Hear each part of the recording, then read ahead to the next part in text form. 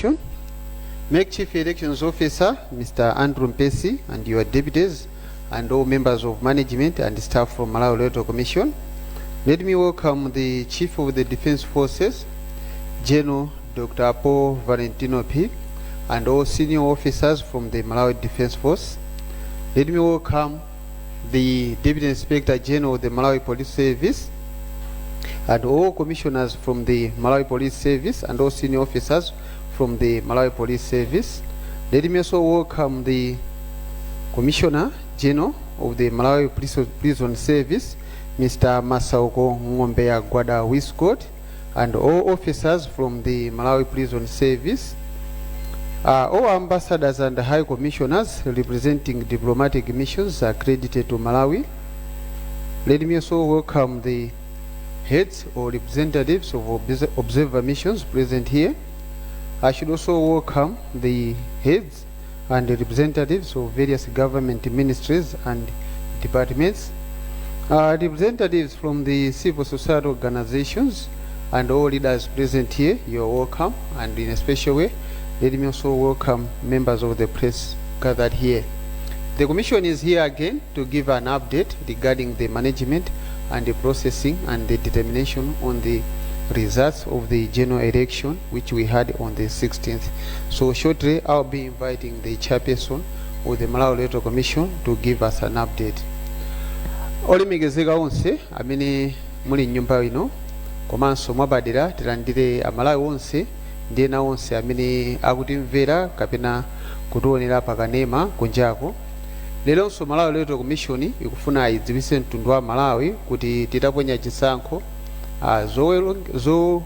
zowerengetsera ndi kutsimikiza zotsatira zili pati, komanso kupereka zotsatira zimene komishoni yatsindikizira kuti ndi zosiriza. Ndipo pano ndikhale ndikuyitana apa mpando wa Malawi Electoral Commission Justice Annabel Ntalemanja kuti atipatse uthenga kuchokera ku Malawi Electoral Commission. Zikomo.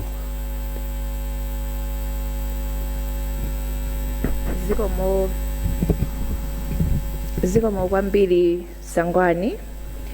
Choyamba tifotokoze kuti maulemu onse akhale m'malo mwake, komanso tithokoze nonse amene mwafika pano madzulo uno, komanso amalawi tonse amene tikutsatira kudzera njira zosiyanasiyana uthenga wathu wa lero. Lero madzulo ano tabweranso kuti tifotokozere kuti kodi ulendo wathu tikuyenda bwanji. Kuchokera paja tinasiyana dzulo pamene tinafotokozera zotsatira zochokera ku madera angapo, ndipo leronso tifotokozera kuti ntchito zolandira katundu zili motani, komanso tifotokozera zotsatira zingapo zimene takwaniritsa kugwirapo ntchito kuchokera dzulo kufika lero. Choyamba pa kulandira katundu kwathu pofika lero pa 22 September ndiye kuti talandira katundu yense kuchokera ku makhonsolo kwathu. Katundu amene anatsalira anali wa ku Mangochi district, ndipo tifotokozere kuti katundu amene wafika kusonyeza kuti makhonsolo onse 36 akwanitsa kubweretsa katundu wawo. Tithokoze mwapadera aku achitetezo ku Malawi Defense Force komanso ku Malawi Police Service ndi azitetezo onse amene munatithandizira kugwira ntchito imeneyi. Poyamba paja pamene timatenga katundu amene kuchoka ku Kamuzu International Airport kupita naye ku madera onse, komanso pamene timachita retrieve kubwerera kuno. Tithokoze ndithu chifukwa katundu yense wayenda bwino komanso wafika. Dzulo tinafotokozerera kuti pali makhonsolo angapo amene titawunikira titayambapo kugwira ntchito tinayimitsa kaye kuti tiwunikenso mwapaderadera. Timafuna kuti tifotokozere mongokumbutsa kuti madera amenewa kunali ku Nchewu, ku Nkhotakota, Nkhata Bay, Mangochi Municipality komanso ku Machinga. Kumeneku tinayimitsa pokhala kuti timafuna tiunikire bwinobwino kuti kodi kuonkhetsera kunayenda motani, komanso chifukwa talandira madandaulo angapo amene amatchula ku makhonsolo kumeneku. Timafuna lero tidziwitsire mtundu wa Malawi kuti takwaniritsa kulongosola za kumachinga, kunkhotakota komanso ku Nkhatabe. Madandaulo adakabwera ndipo tidakaunikira, ndipo mwa malamulo tionetsetsa kuti dandaulo lililonse limene talandira taliunikira ndipo tayankha pamene titafikire poulutsa ndi kumalizitsa zotsatira zathu. Mongokumbutsira madandaulo tiyeni titumize formale osati kudzera ku social media kapena kutumiza ku WhatsApp. Timafuna kuti mutilembere, komanso mukamalemba choncho tiyeni tiyikepo umboni oyenerera umene ukuonetsa kuti chimene chinalakwika ndi chani, osati kungokamba kuti akuti mwakuti. Zikakhala motero zikumakhala zotivuta kuti kodi nkhaniyo tingayilondoloze bwanji. Timafuna tsopano tikambeko za mchitidwe umene ukuchitika. Koma poyamba tikumbutsire kuti ntchito youlutsa zisankho tinapatsidwa pa malamulo masiku 8.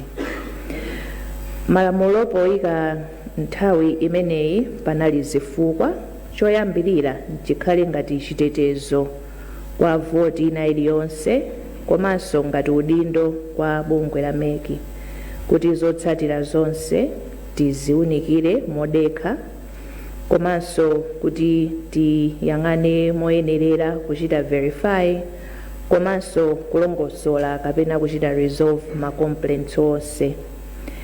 Panopa tili pa nthawi ndithu kunoko ku Tale Center pamene tikuti timalizitse ntchito imeneyi, koma timafuna titsimikizire komanso kudziwitsa mtundu wa Malawi kuti ntchito imene tikugwira ndiyofunikira. Tikufunika kuti tichite verify, tipange reconcile, komanso kutsimikizira kuti zotsatira zimene tikuulutsa ndi zimene zachokera ku ma polling station kwathu, ndi mmene anthu anavotera. Ndikofunikira kuti ifeyo tikamalengeza tikhale kuti ntchito tagwira moyenerera. Komanso tidziwe kuti mkati mwa masiku 8 mmenemu ndiye kuti tikulandira madandaulo kuchoka dziko lonse, ndipo tikufunikira kuti dandaulo lililonse tiliyang'ane, timvetsetse kuti pamene panalakwika, pamene pakudandaulidwa ndi pati, ndipo wina aliyense tithe kumuyankha malingana ndi malamulo. Pachifukwa cha chimenechi sitingalengeze zotsatira mwaphuma. Tikufunika kuti tigwire ntchito malinga ndi mmene malamulo anakhazikitsira, kuti tikamanena kuti zotsatira zathu ndi izi zikhale kuti ndi zovomerezeka komanso zodalirika. Pachifukwa cha chimenechi tipemphe kuti amene mukuchita zinthu zokuti mukufuna mufulumizitse Malawi Electoral Commission kuti tiulutse zotsatira tisanamalizitse mchitidwe umenewu usiyike, chifukwa sizikuyenera kutero. Kaya kukhala mademo kumsewu kumavina kuti amaike afulumire, zimenezi sizithandizira. Takhala tikupempha kuti tiyeni tonse tisunge bata ndi mtendere, kuti tionetsetse kuti ntchito yathu tigwire moyenerera. Tikudziwa kuti wina aliyense akuyembekezera kuti amve zotsatira ndi zotani, ndipo ifeyo tikugwira ntchito mochilimika. Mwa ichi tikupempha mzathu azipani komanso makandideti kuti tidekhe, masiku atsala pang'ono ndipo ntchitoyi timalizitsa. Tiyeni tisunge bata ndi mtendere, komanso tisamalire umodzi wathu, koma koposaposa tiyeni titsatire malamulo. Timanena kuti dziko lathu we respect the rule of law. Tikuyembekezera kuti atsogoleri athu mukhala chitsogolo cholemekeza malamulo, kuti anthu amene akubwera pambuyo panu achitenso chimodzimodzi. Tidakali pomwepo tikupemphanso Amalawi tonse kuti tiyeni tisakhale patsogolo pofalitsa nkhani zabodza, nkhani zimene tilibe nazo umboni, chifukwa tikatere timabweretsa mantha komanso anthu amakhala kuti sakukhazikika. Kumbali yathu tipitiriza kupereka information imene tili nayo kudziwitsa mtundu wa Malawi kuti ntchito tikugwira motani komanso ulendo tikuyenda motani kuti tonse tiyendere limodzi. Pachifukwa chimenechi tipemphe chonde ndithu kuti let us desist from peddling fake news, misinformation and disinformation. Ngati muli ndi mafunso tili ndi department ya media and public relations amene monga kuti kodi izi zikuyenda bwanji za tiyeni tisamalire democracy yathu. Tayenda ulendowu mwabwino kuchokera nthawi ija tinachita kampeni ya bata ndi mtendere, tiyeni tisaononge ulendowu watsala pang'ono. Tsopano mutilole kuti tifotokozere zotsatira zimene tabwera nazo tsiku la lero. Choyamba ku Machinga. Ku konsolo ya Machinga kumeneko anthu amene analembetsa kalembera kaundula wathu wa voti analipo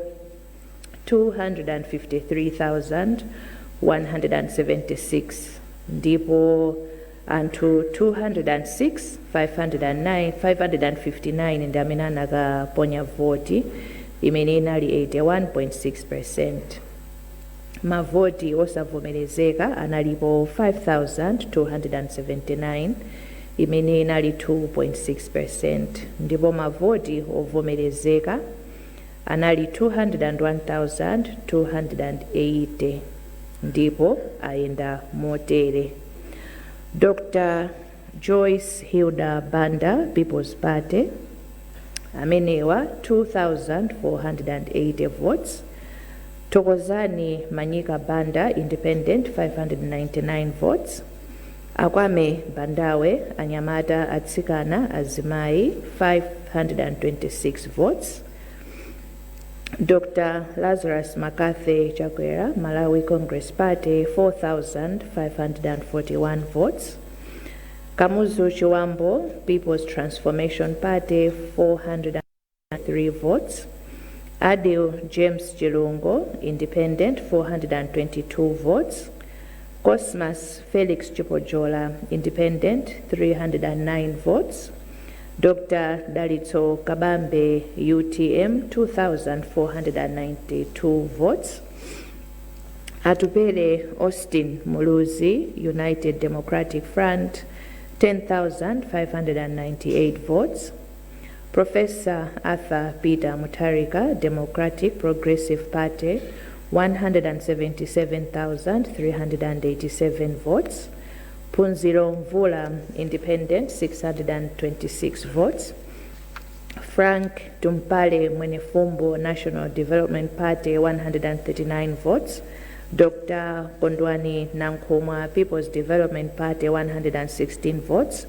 Jordan Sauti, Patriotic Citizens Party, 72 votes. Smart Mulumbe Swira, Independent, 54 votes. Millward Tobias, Independent, 68 votes. Dr. Michael Biswick Usi Ojazake Alibe Mulandu, 388 votes. Nkota. Kumeneku analembetsa ndi anthu 172,331 ndipo 116,945 ndi amene anatuluka kukaponya voti imene inali 67.9%, ndipo mavoti osavomerezeka anali 3,978 votes imene inali 3.4%. Mavoti ovomerezeka anali 112,972 ndipo ayenda motere. Dr. Joyce Hilda Banda, People's Party, 1,696 votes. Tokozani Manyika Banda, Independent, 565 votes. Akwame Bandawe Anyamata Atsikana Azimai 1,175 votes. Dr. Lazarus Makathe Chakwera Malawi Congress Party 50,776 votes. Kamuzu Chiwambo People's Transformation Party 460 votes. Adil James Chilungo Independent 358 votes. Cosmas Felix Chupojola Independent 230 votes. Dr. Dalito Kabambe UTM 2,866 votes. Atupele Austin Muluzi United Democratic Front 1,801 votes. Professor Arthur Peter Mutarika Democratic Progressive Party 52,259 votes. Punziro Mvula Independent 176 votes. Frank Dumpale Mwenefumbo National Development Party 89 votes. Dr. Kondwani Nankumwa People's Development Party 97 votes. Jordan Sauti Patriotic Citizens Party 71 votes. Smart Mulumbe Swira Independent 54 votes. Milward Tobias Independent 59 votes. Dr. Michael Biswick Usi Ojazake Alibe Mlandu 330 votes. Lilongwe City. Kumeneku anthu okwanira 409,625 ndi amene analembetsa mkaundula wa voti, ndipo anthu 305,858 ndi amene anatuluka kukaponya voti, imene inali 74.7%, ndipo mavoti osavomerezeka anali 7,927, imene inali 2.6%, ndipo mavoti ovomerezeka anali 297,931, ndipo ayenda motere. Dr. Joyce Hilda Banda People's Party 1,438 votes. Tokozani Manyika Banda Independent 289 votes. Akwame Bandawe Anyamata Atsikana Azimai 821 votes. Dr. Lazarus Makathe Chakwera Malawi Congress Party 102,787 votes. Kamuzu Chiwambo People's Transformation Party 326 votes. Adil James Chilungo Independent 206 votes. Cosmas Felix Chupojola Independent 195 votes. Dr. Dalito Kabambe UTM 28,570 votes. Atupele Austin Muluzi United Democratic Front 4,875 votes. Professor Arthur Peter Mutarika Democratic Progressive Party 145,908 votes. Punziro Mvula Independent 195 votes. Frank Dumpale Mwenefumbo National Development Party 117 votes. Dr. Kondwani Nankumwa People's Development Party 367 votes. Jordan Sauti Patriotic Citizens Party 65 votes. Smart Mulumbe Swira Independent 98 votes. Milward Tobias Independent 77 votes. Dr. Michael Biswick Usi Ojazake Alibe Mlandu 1,597 votes. Dowa. Kudowa amene analembetsa mkaundula wa voti analipo 347,295, ndipo amene anakaponya voti yawo anali 256,698, imene inali 73.9%. Mavoti osavomerezeka anali 8,900, imene inali 3.5%. Amene mavoti ovomerezeka anali 247,798, ndipo ayenda motere. Dr. Joyce Hilda Banda People's Party 3,522 votes. Tokozani Manyika Banda Independent 1,429 votes. Akwame Bandawe Anyamata Atsikana Azimayi 3,585 votes. Dr. Lazarus Makathe Chakwera of Malawi Congress Party 216,091 votes. Kamuzu Chiwambo People's Transformation Party 1,290 votes. Adil James Chilungo Independent 276 votes. Cosmas Felix Chupojola Independent 314 votes.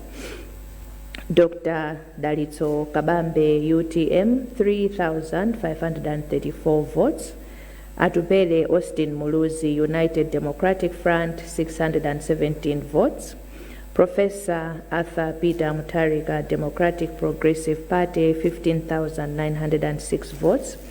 Punziro Mvula Independent 167 votes. Frank Tumpale Mwenefumbo National Development Party 127 votes. Dr. Kondwani Nankhumwa People's Development Party 209 votes. Jordan Sauti Patriotic Citizens Party 89 votes. Smart Mulumbe Swira Independent 94 votes. Miwat Tobias Independent 105 votes. Dr. Michael Biswick Usi Ojazaki Alibe Mlandu 443 votes. Tsopano tipite ku Chikwawa. Kumeneku anthu amene analembetsa mkaundula wa voti analipo 270,767 ndipo anthu okwana 213,518 ndi amene anatuluka kukaponya voti yawo imene inali 78.9%. Mavoti osavomerezeka anali 7,064 imene inali 3.3%. Mavoti ovomerezeka anali 206,454 ndipo ayenda motere. Dr. Joyce Hilda Banda People's Party 1,567 votes. Tokozani Manyika Banda Independent 754 votes. Akwame Bandawe Anyamata Atsikana Azimayi 634 votes. Dr. Lazarus Makathe Chakwera Malawi Congress Party 7,290 votes. Kamuzu Chiwambo People's Transformation Party 516 votes. Adil James Chilungo Independent 377 votes. Cosmas Felix Chupojola Independent 319 votes. Dr. Dalitso Kabambe UTM 2,736 votes. Atupele Austin Muluzi United Democratic Front 3,227 votes. Professor Arthur Peter Mutarika Democratic Progressive Party 187,283 votes. Punziro Mvula Independent 601 votes. Frank Tumpale Mwenefumbo National Development Party 175 votes.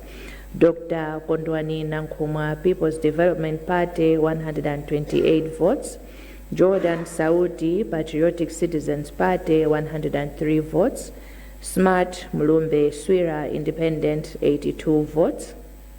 Miwat Tobias Independent 103 votes.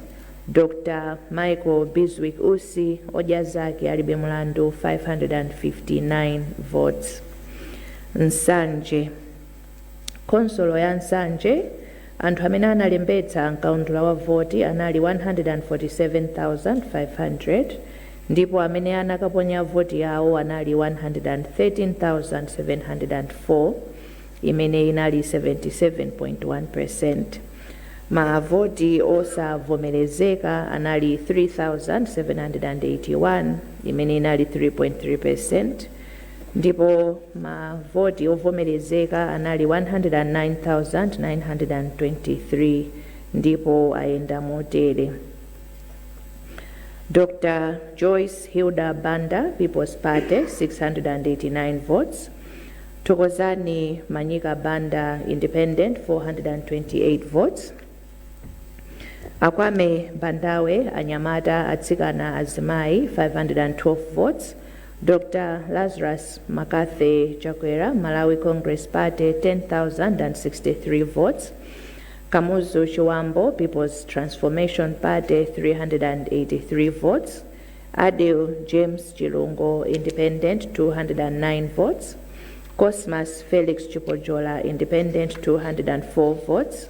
Dr. Dalito Kabambe UTM 1,619 votes.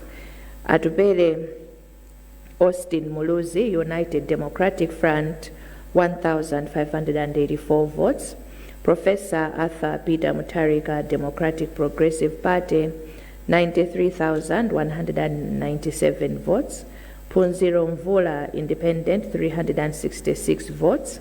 Frank Tumpale Mwenifumbo National Development Party 104 votes. Dr. Kondwani Nankuma People's Development Party 105 votes. Jordan Sauti Patriotic Citizens Party 66 votes.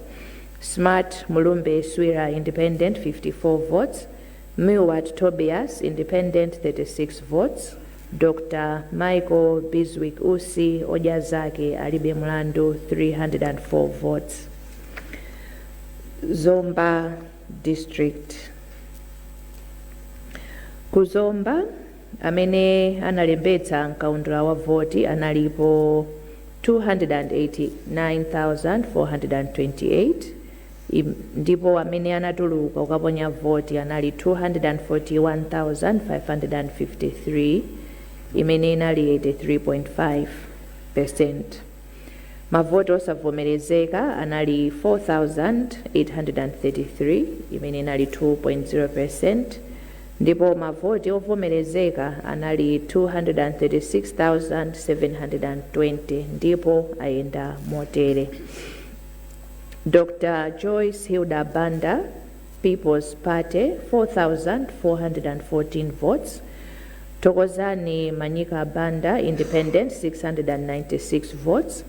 Akwame Bandawe Anyamata Atsikana Azimai 548 votes.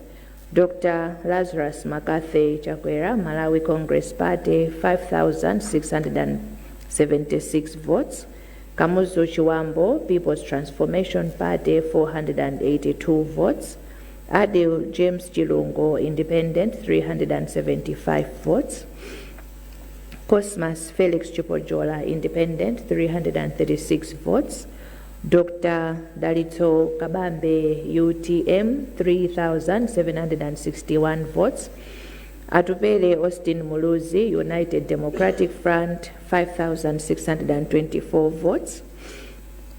Professor Arthur Peter Mutarika Democratic Progressive Party 213,241 votes. Punziro Mvula Independent 586 votes. Frank Tumpale Mwenifumbo National Development Party 181 votes. Dr. Kondwani Nankuma People's Development Party 215 votes. Jordan Sauti Patriotic Citizens Party 65 votes. Smart Mulumbe Swira Independent 68 votes. Milward Tobias Independent 81 votes. Dr. Michael Biswick Usi Ojazake Alibe Mlandu 371 votes. Tsopano tipite ku Blantyre City. Kumeneku anthu amene analembetsa nkaundula wa voti ndi 306,531 ndipo anthu okwana 253,445 ndi amene anatuluka kudzaponya voti imene inali 82.7%. Mavoti osavomerezeka anali 4,647 imene inali 1.8%. ndipo mavoti ovomerezeka anali 248,798 ndipo ayenda motere. Dr. Joyce Hilda Banda People's Party 952 votes. Tokozani Manyika Banda Independent 126 votes.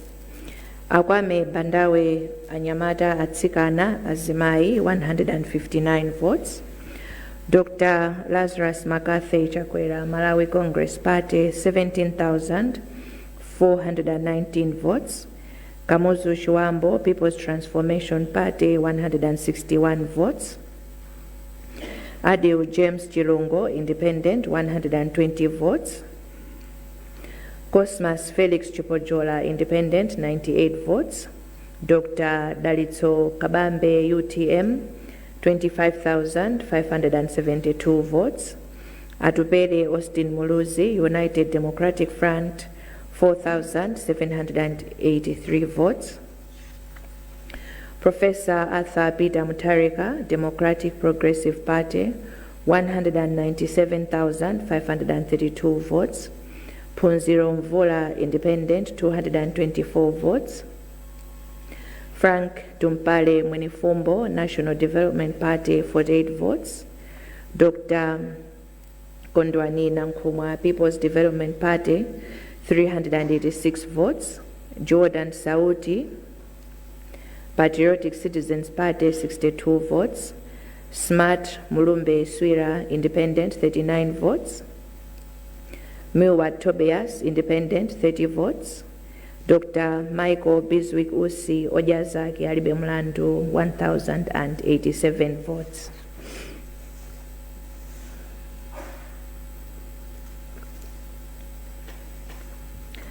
Tsopano tipite ku Mbeera kapena tinene kuti Mzimba. Kumeneku amene analembetsa mkaundula wa voti anali 371,563. Anthu okwana 269,140 ndi amene anatuluka kukaponya voti imene inali 72.4%, ndipo mavoti osavomerezeka anali 7,369 imene inali 2.7%. Mavoti ovomerezeka anali 261,771 ndipo ayenda motere. Dr. Joyce Hilda Banda People's Party 20,182 votes. Tokozani Manyika Banda Independent 1,999 votes. Akwame Bandawe Anyamata Atsikana Azimai 2,774 votes. Dr. Lazarus McCarthy Chakwera Malawi Congress Party 91,509 votes. Kamuzu Chuambo People's Transformation Party 1,301 votes. Adil James Chilungo Independent 525 votes. Cosmas Felix Chupojola Independent 695 votes. Dr. Dalitso Kabambe UTM 19,876 votes. Atupele Austin Muluzi United Democratic Front 2,501 votes. Professor Arthur Peter Mutarika Democratic Progressive Party 118,117 votes. Punziro Mvula Independent 370 votes. Frank Dumpale Mwenifumbo National Development Party 326 votes. Dr. Kondwani Nankumwa People's Development Party 322 votes. Jordan Sauti Patriotic Citizens Party 94 votes. Smart Mulumbe Swira Independent 128 votes. Milward Tobias Independent 141 votes. Dr. Michael Biswick Usi Ojazaki Alibe Mlandu 911 votes. Tsopano tipite ku Balaka. Kumeneku anthu okwana 170,027 ndi amene analembetsa mkaundula wathu wa voti, ndipo anthu 137,121 ndi amene anaponya voti yawo kukwanitsa 80.6%.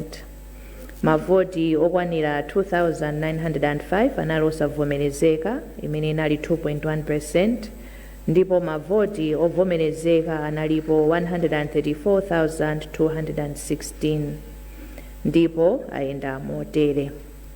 Dr. Joyce Hilda Banda, People's Party, 914 votes.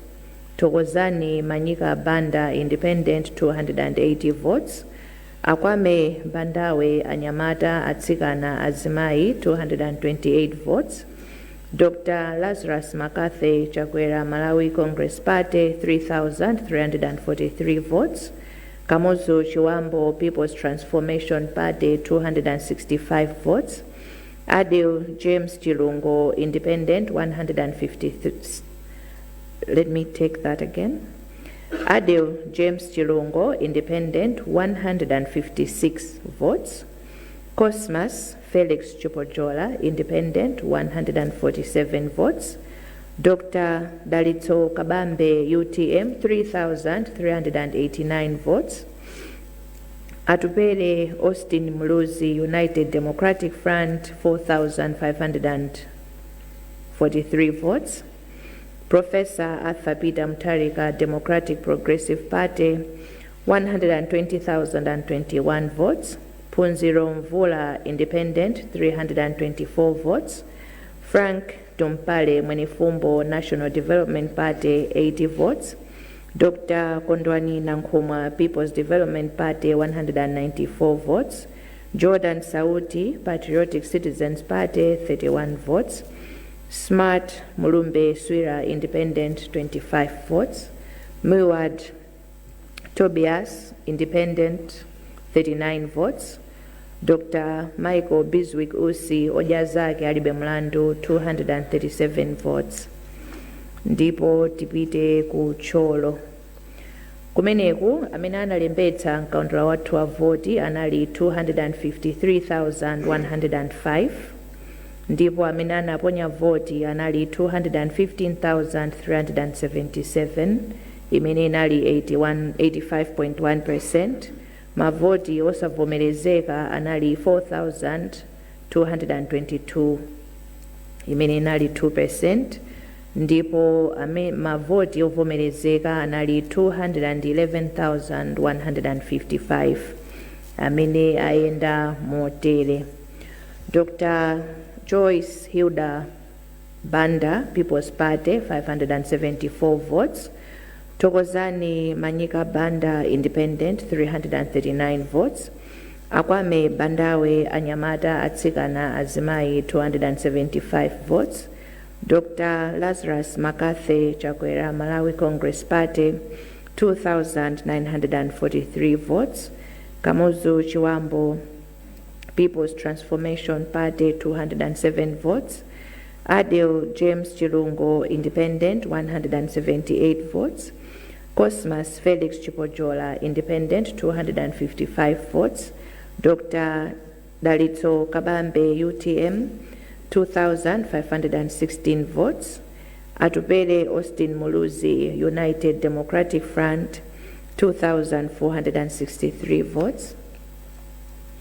Professor Arthur Peter Mutharika Democratic Progressive Party, 200,131 votes. Punziro Mvula Independent, 552 votes.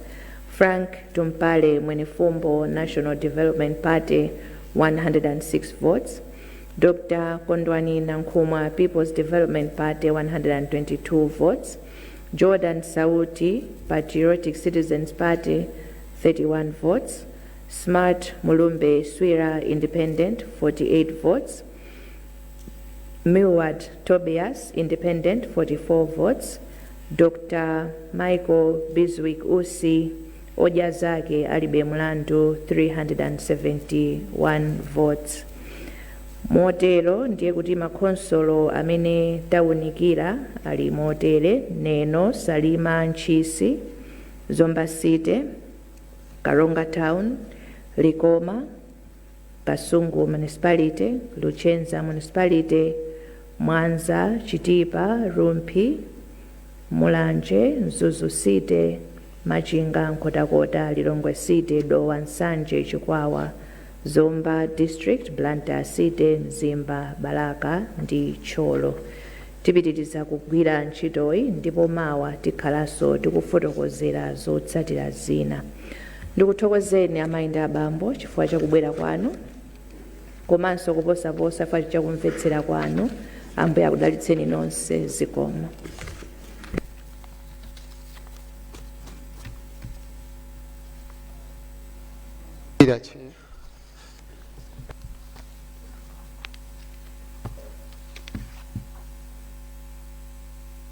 Ambira pa mpando wa Malawi Leto Commission mndole kuti pano ndapempha atolankhani nkutheka kuti ali ndi mafunso awiri atatu pa zimene mwalengeza, ndi chonde bwerani.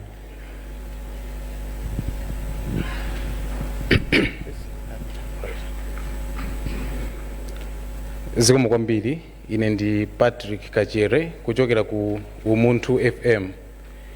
Acheya nimafuna nditamvetsetsa gawo ili kuti pamene mukuzukuta madandaulo osiyanasiyana kunjaku anthu akupanga endorse munthu amene akuoneka kuti akutsogola.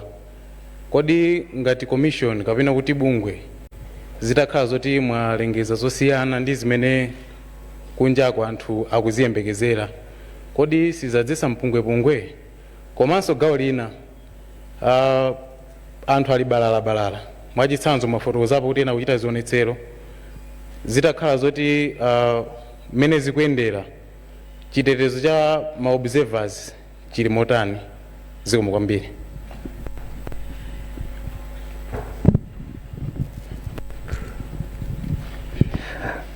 Zikomo kwambiri Chair.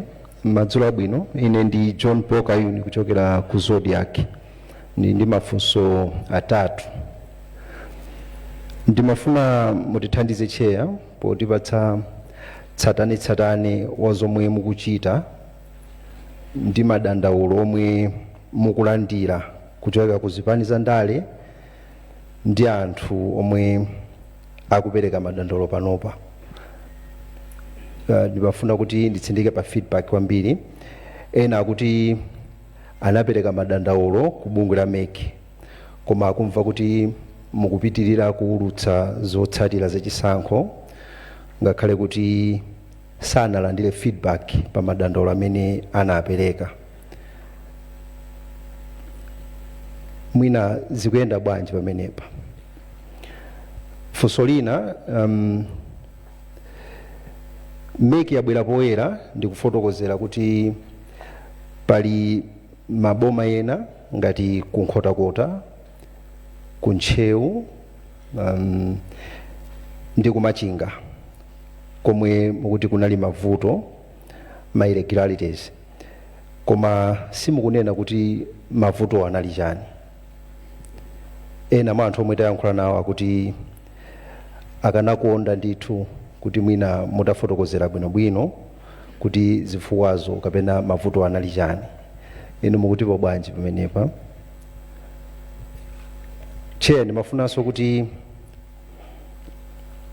mwina mutifotokozere kodi mapepala olowetsera zotsatira zachisankho amene amagwiritsidwa ntchito pa chisankho chapitachi kapena chisankho chimene mukuwerengera panopa anali ofanana onse? Funso limene ndikufunsa kuti timvetsetse, were they supposed to be of the same quality, these papers? I'm asking because we understand that ena mwa mapepala omwe amagwiritsidwa ntchito ma duplicate akupezeka kuti ndi osiyana texture yake, ena akupezeka kuti ndi opyapyala pamene ena ndi ochindikala kapena kuti okhuthala. Funso ndila kuti kodi mapepala achisankho anali a standard imodzi kapena ma standard ake anali osiyana? Monga kukalonga, kuntcheu, anthu akumakambirana pa masamba mchezo za nkhani imeneyi. Timafuna kuti mwina timvetsetse kuchokera ku bungwe lanu. Zikomo kwambiri.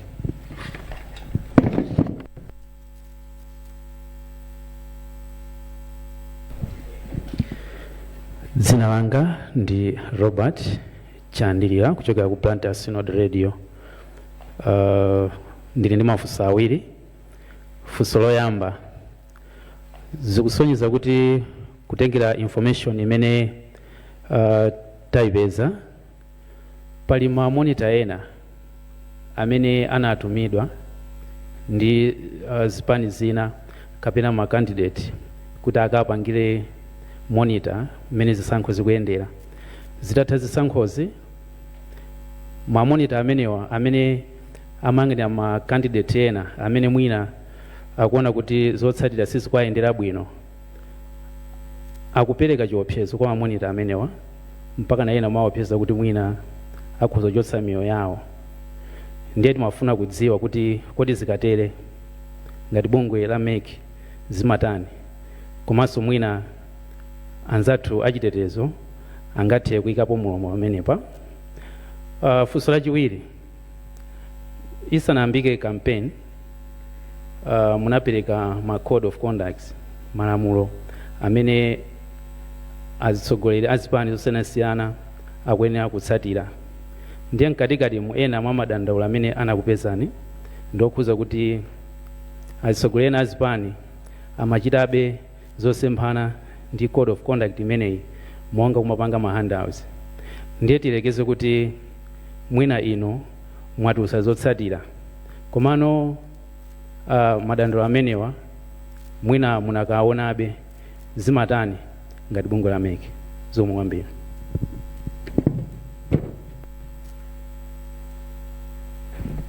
Chair, ndzinanga ne Johans Momba, TVN Radio komanso television.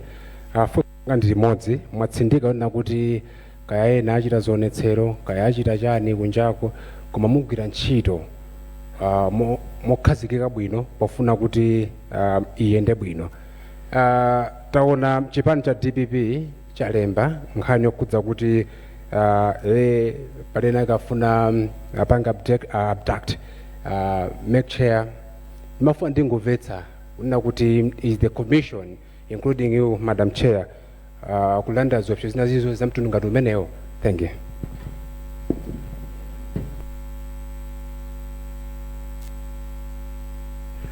Thank you so much, Honorable Chair. Maybe you responded to the questions. Thank you.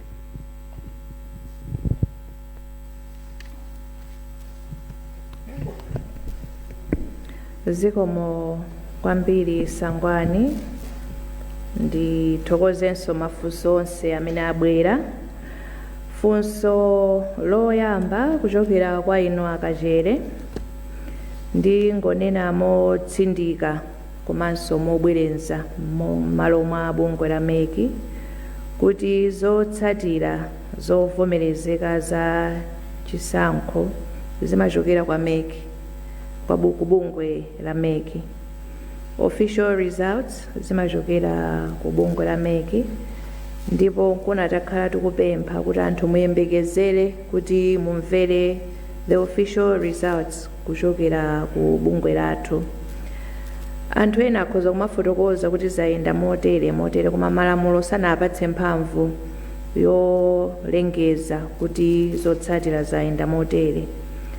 Choncho mukamva anthu akumakamba mukhoza kumamvetsera, koma mukafuna ma official results ndiye mudikire kuchokera ku Malawi Electoral Commission.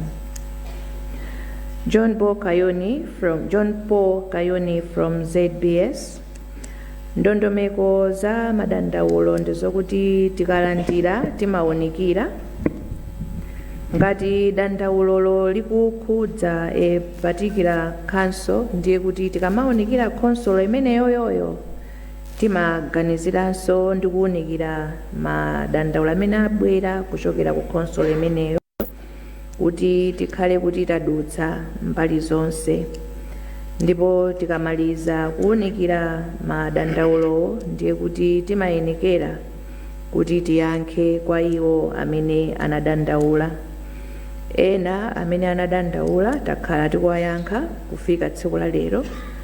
Amene sitinayankhe ndiye kuti mwina council imene anadandaulayo sitinalifike. Tikafika pamenepo ndiye kuti tiafotokozera, koma malinga ndi malamulo dandaulo lililonse limene talandira formally timayenera kuti tiyankhe, ndipo ifeyo tichita motero ndithu.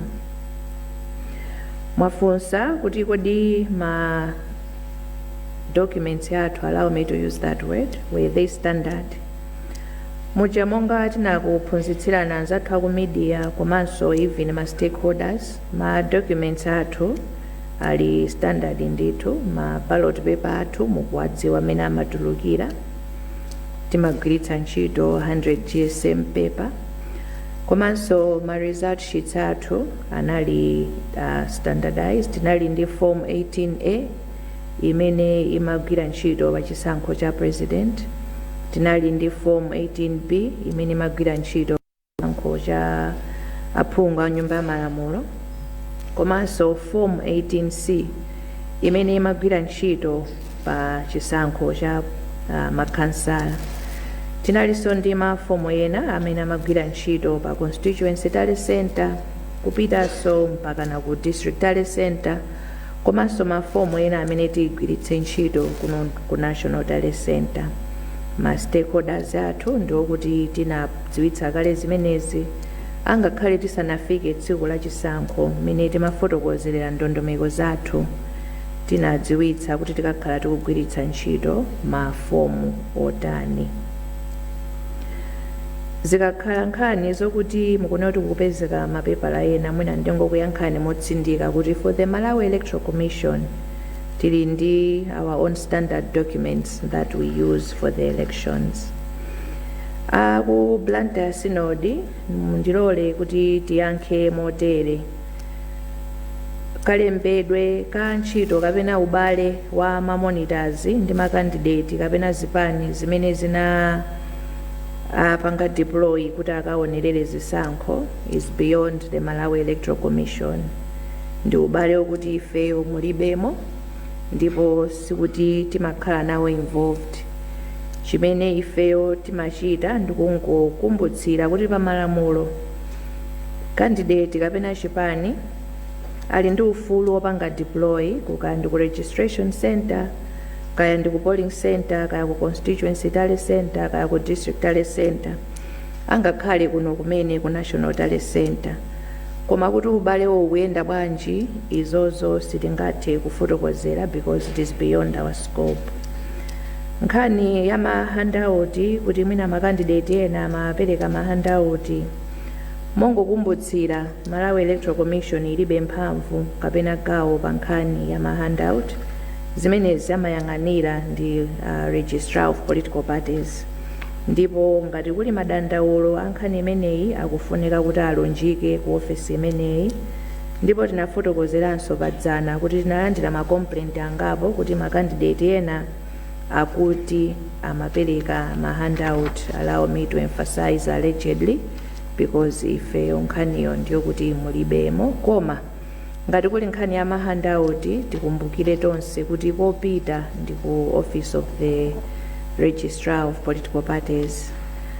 akuti mveni ndingokuyankhani kuti ife tikugwira ntchito yathu malinga ndi mmene tikuyenera kuti tigwirire ndipo timalize mwina ndingokuyankhani kotero madzulo uno zikomo kwambiri.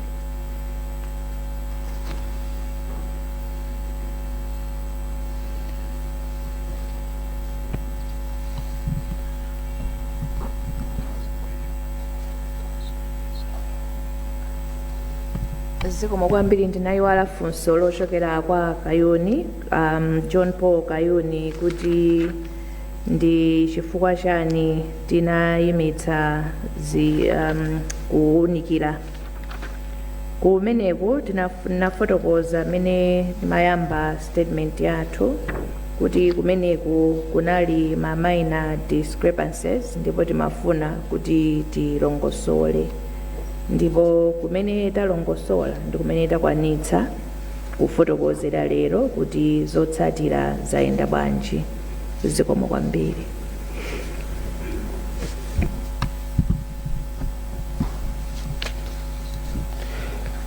Zikomo kwambiri chair padakalibe mafunso ndi mundule ndipitirire kutenga mafunso amenewa.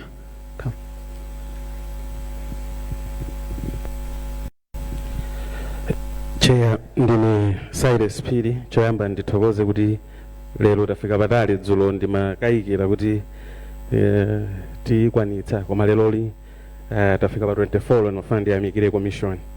Funso langa longofuna kuonjezera pamene anafunsa Kayuni limene mwayankha komalizirako simunafotokoze kuti bwinobwino kuti kunchewuku chinachitika nchani lero ngati kupereka update, komanso ndimafuna ndidziwe kunena kuti audit yakumene yamavoti ikumayenda motani. Ndikutanthauza kuti mupange di verify, is it just kungoona kuti manambala akuyenda bwanji, auditing ikuyenda motani? Ndimafuna ndidziwe pamenepo. Thank you, Chair.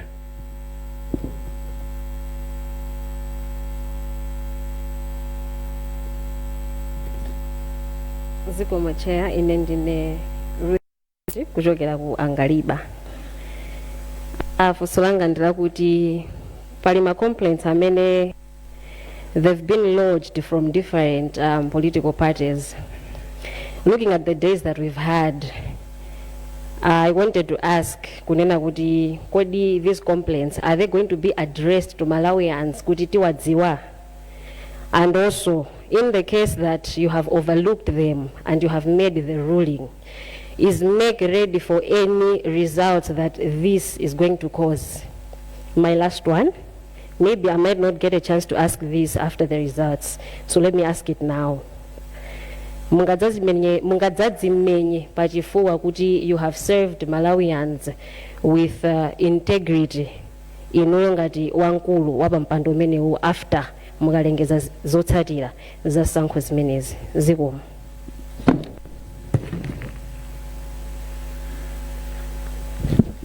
So Mwambiri Chair, my name is Tom Kamanga from GBS Television. Madzulo ano ndimafuna mwina funso langa lipite mwina kwa anzathu amene waza chitetezo pamene mwina pakumvekanso kapena kuonekanso mwina nkhani zina zokhuzana ndithu ndi violence malo ndena. Ndimafuna kuti angotsimikizira mtundu wa Malawi panena kuti kwangotsala masiku ochepa chabe monga munenera kuti mulutse zotsatira zimene zamtsogolo dziko pakuyenera kuti papite masiku 8 tikana tione masiku 8 amene akutha lachitatu. Ndimafuna kuti angotsimikizira makamaka mtundu wa Malawi kuti pa nthawi imene mungaulutse zotsatira zimenezi kodi Amalawi azakhala otetezeka motani ngati mbali ya chitetezo. Zikomo.